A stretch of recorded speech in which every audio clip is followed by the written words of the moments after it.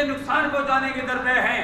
اے نور الدین زنگی جلدی کرو، ان کو پکڑو، ان کو واصل جہنمی کرو۔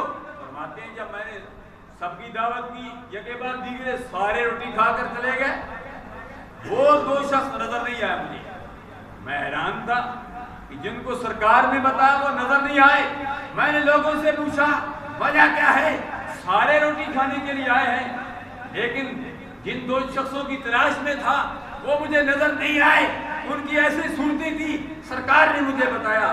اللہ اللہ لوگوں نے بتایا اے نور الدین زنگی، اے بادشاہ وقت، وہ جو دو شخص آپ کہہ رہے ہیں، ہاں دو شخص ہیں جو دعوت پر نہیں آئے ہیں۔ انہوں نے داڑیاں بھی رکھی ہوئی ہیں، انہوں نے سفید کپڑے بھی پہنے ہوئے ہیں، انہوں نے عمامے بھی پہنے ہوئے ہیں، وہ بڑے تہجد گزار ہیں، وہ 5 وقت کی نمازیں بھی پڑھتے ہیں، ہر وقت عبادت ریاضت میں رہتے ہیں۔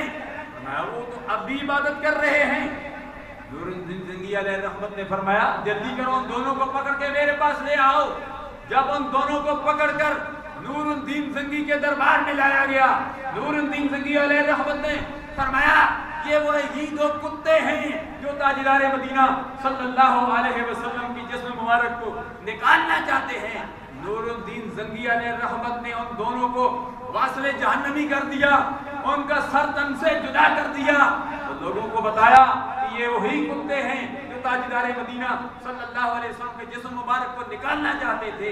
اللہ اللہ نور الدین زنگی علیہ رحمت نے بعد میں ان سے پوچھا یہ کہاں عبادت کرتے ہیں؟ دیکھا گیا جہاں وہ عبادت کرتے تھے وہاں مصلی بچھا ہوا تھا۔ جب مصلی کو اٹھایا گیا، مصلی سے نیچے سرنگ بنی ہوئی تھی، وہ کافی لمبی سرنگ تھی۔ رات کو وہ مٹی نکالتے تھے، دور پھینک کے آ جایا کرتے تھے، ان کو عبادت ریاضت کیا کرتے تھے۔ لوگ سمجھتے تھے یہ بڑے نیک ہیں، یہ بڑی نمازیں پڑھتے ہیں، یہ بڑے تہجد گزار ہیں، یہ بڑے نیک ہیں، انہوں نے داڑیاں بھی رکھی ہوئی ہیں، سفید کپڑے بھی پہنے ہوئے ہیں، عمامے بھی پہنے ہوئے